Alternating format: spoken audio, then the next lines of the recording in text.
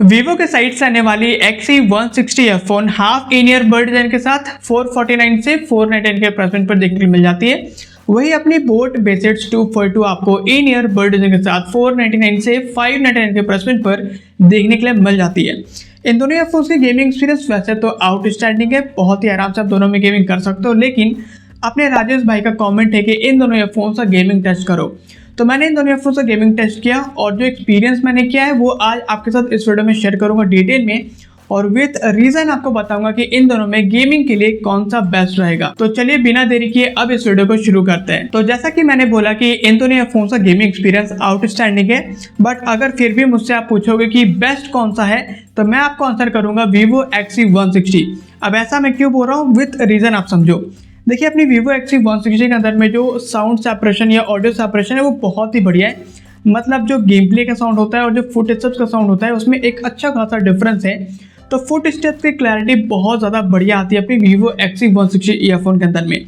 आप आराम से एनिमी के फुट स्टेप काउंट कर पाते हो और बहुत ही ईजिली समझ में आता है कि एनिमी राइट में है या लेफ्ट में है, और एनिमी के फुट स्टेप्स भी आपको काफ़ी जल्दी मिल जाते हैं। तो क्लैरिटी के मामले में फुट स्टेप्स के अंदर बहुत बढ़िया अपने Vivo XE160 ईयरफोन, लेकिन इसमें एक डिसएडवांटेज है और वो ये कि इसमें लाउडनेस बहुत ज़्यादा कम है।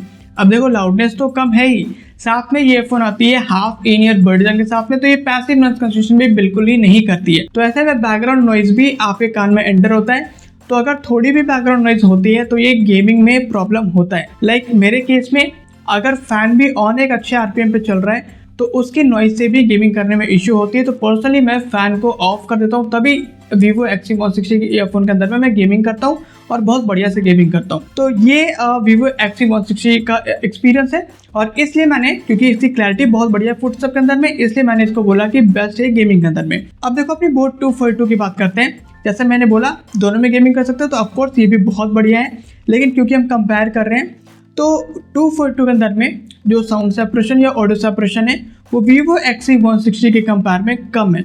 तो ऐसा नहीं है कि क्लैरिटी नहीं मिलती, फुट स्टेप की डेफिनेटली मिलती है, बट Vivo XE160 के कंपेयर में थोड़ी सी कम मिलती है। इसके अलावा अपनी बोट 242 वाली लाउडनेस वगैरह की कोई इशू नहीं है, लाउडनेस बहुत बढ़िया है, end of course in year bird design के साथ आती है, तो यहाँ पे पैसिव नॉइज कैंसलेशन भी आपको देखने के लिए मिल जाती है। तो बेसिकली इन दोनों ईयरफोन्स का गेमिंग एक्सपीरियंस आउटस्टैंडिंग है, लेकिन क्योंकि दोनों में से कोई एक ही बेस्ट हो सकता है, तो मेरे एक्सपीरियंस से जो मुझे बेस्ट लगा वो मैंने आपके साथ शेयर कर दिया। बाकी हो सकता है कि आपके हिसाब से बोट 242 भी बेस्ट हो सकता है, बिकॉज गेमिंग में दोनों ही बढ़िया है। वैसे ये था मेरे तरफ से इन दोनों ईयरफोन्स का गेमिंग कंपैरिजन। आई होप कि आपके सारे डाउट्स क्लियर हो गए होंगे।